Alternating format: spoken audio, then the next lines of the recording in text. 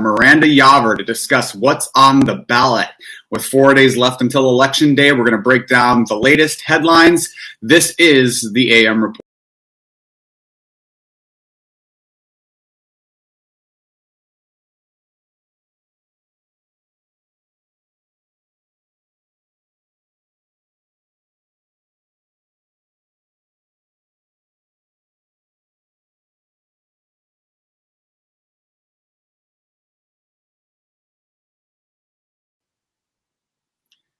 Good morning, everybody, and thank you so much for joining the broadcast. It is Friday, October 30th, with 1 day left till Halloween, and the horror show is sure to come, and 4 days left till Election Day. If you're watching, leave us a comment. Let us know what you're thinking, what your thoughts are as we approach what is the most consequential election probably in American history, and let me know what you think. And if you're watching on the HAPS platform, you can now add click the little award button and give us a little award if you're enjoying the broadcast, and let us know what you're thinking of the broadcast. But we have a lot of headlines to cover this morning. First and foremost, with 4 days left until Election Day, 84 million Americans have already voted, according to the U.S. Elections Project. A federal appeals court has ordered election officials in Minnesota to set aside any mail-in ballots that are received after 8 p.m. on November 3rd, despite a 7-day extension that the state enacted to count all ballots. 17 Trump supporters were rushed to the hospital at a rally in Tampa, Florida yesterday amidst extreme heat, which, is just another metaphor for all of 2020. And a Minneapolis police union is recruiting retired police officers to serve as poll challengers in a, quote, problem area of the city at the request of Trump campaign attorneys, which is a consistent trend that we're seeing with GOP calls to observe polls, which is sounding to a lot of people, including to me, like a bit of voter intimidation. So that's kind of what's going on. I'll also note that the tropical storm Zeta is wreaking havoc along the Gulf Coast. So everyone who's along the Gulf Coast, please stay safe and be careful, observe evacuation orders. So I'd like to welcome a good friend of the program, and it's the last time that we're going to see each other before the actual election day. It's Miranda Yaver. She's a political scientist and constitutional scholar at UCLA. Welcome to the program yet again, Miranda. Thanks so much for having me, Alex. I cannot believe it's the last time we're going to see each other before the election day is sort of an outdated concept, but before the conclusion of the election. Yeah, and we text every Thursday just to confirm that you'll be back because you're on every Friday, and you're texting me and you're like, I can't believe it's going to be the last time before this is all over, and I was like, ... maybe. So, and really, maybe, and it's one of the top things I'd like to discuss with you is what appears to be just an all-out, I'm going to call it a death rattle by the Republican establishment and the GOP and the Trump campaign to just launch this multi-pronged assault on voting on counting ballots, after they're received by the 8 p.m. deadline, even though they're postmarked on Election Day. What are you seeing in your purview are the biggest problems in terms of this assault on voting rights across the state, across the country? And is it democratic? Like, what's your take? It is not democratic, and by that I mean small d. It doesn't favor the Democratic Party, big D, but it's very hostile to democracy. It's been a very disturbing few days because it's really hammering home that the judicial branch, which is supposed to be, this protector of law and norms, is not acting as a safeguard of democracy, of democratic norms, which is, that people who are eligible should be allowed to participate in the democratic process, casting ballots on or before November 3rd. To have the Court of Appeals say that ballots that are received later but postmarked before Election Day can't be counted is really an act of voter suppression, and not one that is unfortunately standing out enough amid other rulings that have been favorable to state Republican Party efforts to halt the counting of ballots, to restrict which kinds of ballots can count. So Wisconsin, there was a win there as well. And so, this is something that unfortunately is not new. What's also scary to me is that now a third of the Supreme Court worked on Bush 43's legal team to halt the counting of ballots in Florida in 2000. John Roberts, Brett Kavanaugh, and Amy Coney Barrett were all part of that legal effort. And so we also can't really say with much confidence that things are going to go well if they wind up at the Supreme Court of the United States as opposed to the Court of Appeals. Yeah, and it sends chills down my spine. But before I get to my next question, we've got a lot of welcomes and hellos. Shivani says hello from Brooklyn. Mark Goldman from LA. We got a high five award. Lucia gave us a listen up award. Yolanda Hosey is saying go blue. Sean Perry from Paris. Shivani is really upset about the concept of poll challengers. Christopher Drago is saying good morning. Lucia gave us a listen up award. Dean is saying it's called heat exhaustion. He's talking about this Trump rally in Tampa. It's called heat exhaustion, foreshadowing to heat stroke. Renegade Falco, who's a frequent commenter, and I just do want to address his comment. He's calling me an activist journalist, and Renegade Falco, activist and journalist.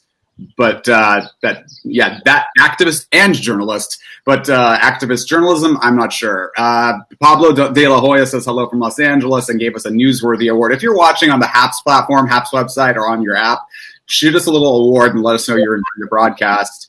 But with that, Miranda, so this whole concept that I find really frightening, and amongst the justices that you're talking about, and also it's being forecast a little bit in the language that's coming out of the Supreme Court, is this distinction between ballots that are received before 8 p.m. on November 3rd and then after 8 p.m. on November 3rd, and this attempt to suggest that ballots that are received after 8 p.m. on November 3rd would, quote, flip the outcome, which I think is just chilling language, because there's no outcome to flip if they're all a part of the same electorate pool. So do you see a problem with that kind of language? Is that where this is going to end up, where there's a distinction drawn between the two? Yeah, I agree that there isn't really an outcome to flip. They're all, if you're talking about ballots that were cast before Election Day or on Election Day, on or before November 3rd, they're contributing to the initial outcome, essentially. The concept of Election Day is really about media coverage and ratings. There isn't any rule that says that we have to have the election results immediately. We certainly didn't get the election results immediately in the 19th century or the 18th century. It takes time to count things, and especially now that we are voting through lots of different ways, vote by mail versus in person. Some of them have electronic, some of them are paper ballots. So, the idea of immediacy being more important than accuracy is very troubling, and especially when it's not just an issue of media framing, but rather deciding which ballots count and which ones don't. Because at the end of the day, when we're suppressing people's ability when we're denying people's ability to have their ballots counted when they were cast on or before Election Day, that's an act of voter suppression. And so this was something that, there was some slippage in the language in Brett Kavanaugh's opinion recently, in which he also incidentally referred to Bush v. Gore in a in a non-critical way. And it's just like, well, this wasn't exactly supposed to be a case to which we should look as a guiding principle. A lot of people have a lot of legal minds have a great deal of criticism about the outcome of Bush v. Gore. I'll just note it is not one of our finest legal moments. But Mark Goldman is asking, Miranda, are we heading towards a constitutional crisis? And Lucia, another question, but sort of in keeping with the theme of this question, how worried are you guys of the outcome, no matter who wins? So I'll take Mark's question. I've been wrestling with whether we're at a constitutional crisis for a couple of years. And for a while, I have said no, because ultimately, we've had the courts that have to some extent operated as somewhat of a check, sometimes more than others. Right now, we have an administration that is slowing down the Postal Service, making it harder for ballots to arrive on time. And we have courts that are making it actively impeding the ability of ballots to be counted. And we have a president who has not committed to respecting the outcome of an election. If he doesn't win, and it doesn't look like he's going to win, and we don't have a court that is seeming to be willing to operate as a meaningful constraint against this president, and a Congress that has given him immense authority to fill judicial vacancies despite his hostility to democratic norms. And so, yeah, I think we are very much headed to a constitutional crisis if the president loses. Lucia says Alex, she's privately saying, but I'm going to read it out loud because I think it's hilarious, that my eye roll should totally be an award. No poker face. And in terms of your question, Lucia, that how worried are you guys of the outcome of the election? I lose sleep at night over not the outcome, the valid certified outcome of the election, but the attempts to circumvent the will of the people in the courts, which I have a bad feeling is coming, but we don't know. We really don't know what's going to happen. There are so many possible scenarios after November 3rd. There's a good potential that Joe Biden walks away with a clear, commanding victory. I'll note that 84 million Americans have already voted. This is going to be a record turnout. So maybe there isn't an issue with late counted ballots that are counted late, because the victory is already so commanding. But that there's no question. There's also the possibility that states like Texas, North Carolina, Georgia, Arizona, right, they flip, which would also, make it impossible for Donald Trump to get the number of electoral college votes that you'd need to secure victory. So there are ways in which Joe Biden secures a victory that are undeniable. It's just not clear whether we will know on election night, or how much this is going to depend on ballots that are arriving after November 3rd. I think there's a good deal of indication that there's a lot of early vote that's happening that may give us a commanding result. If not, I will be very concerned. I will be very concerned if it appears to be close on election night. So let's just hope, for the sake of democracy, that by election night, it's very clear that it's a commanding lead by whomever is going to win. And I think that I agree. I think that the problem is going to be when it's close one way or another. I don't think that any amount of litigation is going to be able to circumvent the outcome of a landslide, of a blowout. And that is certainly a possibility, but I certainly wouldn't take it for granted. And everyone who's watching us who hasn't voted now should absolutely do so. Yeah, I think you're seeing what the GOP strategy, they're projecting what it's going to be. They're projecting that if it's close, that they are going to try to disenfranchise votes that are counted after November 3rd. So that's why it's very important for people to vote early, vote now. There's still 4 days. If you don't know how, iwillvote.com is a great resource. We have another award, the Golden Mike Award. If you're watching this broadcast and enjoy it on the HAPS platform, click the little award button and shoot us an award. And if you're not, visit haps.tv/Alex and subscribe. It's such a great platform. Speaking also to Lucia's comment and concern, and what is really such a frequent sentiment, just this anxiety about the election. Here's a little funny little Twitter user who kind of spoke to this issue the other day, and this video tickled me. So.